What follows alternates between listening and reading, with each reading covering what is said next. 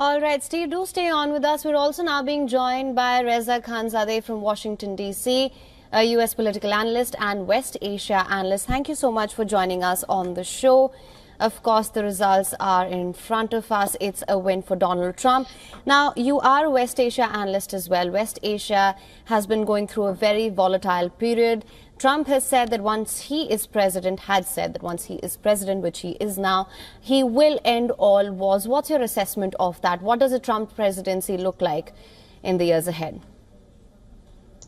Yeah, thanks for having me. In regards to the wars that he's referring to, which is the Ukraine war between Ukraine and Russia, and also the genocide in Gaza between Israel and the Palestinians, when it comes to the war in Ukraine first, I do believe he has a stronger hand in trying to negotiate a peace deal in that. But of course, his roadblocks will be NATO and also many of the politicians within his own party, but then also just in Washington, D.C., because most strategists believe that the deal that he might cut with Putin would be to carve out a piece of Ukraine for Russia. Now, if that were to happen, I believe that would be very detrimental on many different levels, which goes beyond the time we have on this show. But then now focusing back on the other war, or that genocide in Gaza, what we've seen from Trump in his first 4 years as president, when he was the 45th president of the United States, he had a very close relationship with the Prime Minister of Israel, Benjamin Netanyahu.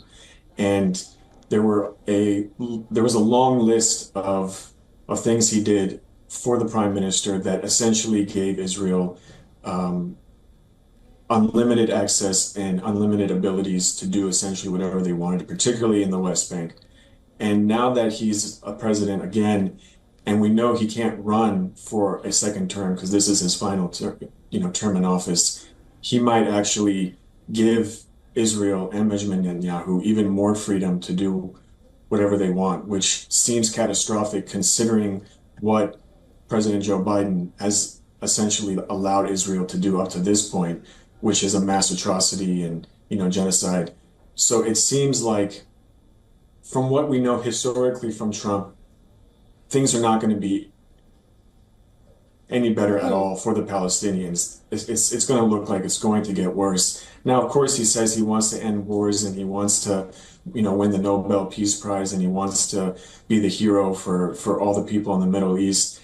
We'll have to wait and see what happens there, because with Trump, you just don't know what you're going to get with him from one day to the next. Because even like the example with Iran, in his first 4 years in office, he had multiple opportunities to actually attack Iran and bomb specific parts of Iran, whether it's the military bases or like different nuclear sites, but he didn't. So it's quite a gamble to kind of forecast what a future would look like under a Trump presidency. I want to get your opinion on what you think went wrong with the Democratic camp, as we've heard both their policies on global affairs, on the wars. What's your assessment of that?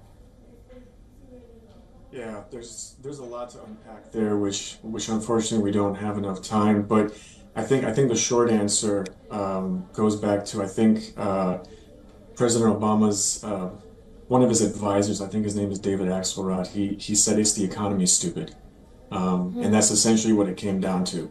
We see a shift in numbers when it comes to white voters, black voters. Even though Harris won, the black vote, Trump still gained points on those votes. So the white vote, the black vote, even the Hispanic vote, and then of course the Arab Muslim vote. They were all upticks towards Trump, and for almost most of them, it was more than 50% towards Trump. And speaking to as many people that is possible when it comes to this election, almost all of them, it came down to the economy. It came down to their own bank accounts, what's in their pocketbook, how they're able to put food on the table, and how they're able to put gas in their car. And essentially that's what it came down to. Now, Harris's approach was attacking Trump, talking about abortion and talking about moving forward and also uniting, but very, very little on substance when it came to the economy. Now, one thing that was in Trump's favor was that we had 4 years of him, so we had something to look back and compare to. With Harris, we had nothing. And if you recall, she ran for president in 2020 against Joe Biden to see who would be on the ticket as a Democratic nominee, and I think she barely even made it past the first, like the first round of debates. So she was untested, not well experienced, and the people around her were more of the same types of people that were there for Clinton when she lost to Trump, and then were there for Biden. But the difference was between Biden and Harris is that Biden's approach was, look what Trump has done to us. But Harris's approach was, look what Trump did. She wasn't really looking forward to what can she do to make things any better or any different. She was kind of stuck in this limbo of talking about what Trump used to be like, and then kind of focusing on 2 or 3 issues that like if you look at the women vote, a lot of them, a vast majority, I think I have the numbers here, it's like, almost 50% voted for Trump. Now, if their core issue was abortion and,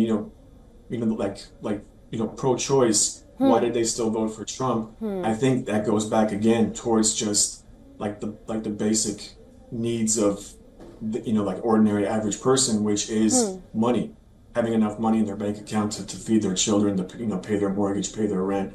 So I think that's what she missed, during this campaign. Mr. Khanzadeh, you raised some very important points there. And Steve, thank you so much for joining us. Same to you, Mr. Khanzadeh. Thank you so much for joining us on Beyond World is One. It's been a pleasure listening to your insights on this. Thanks for having me.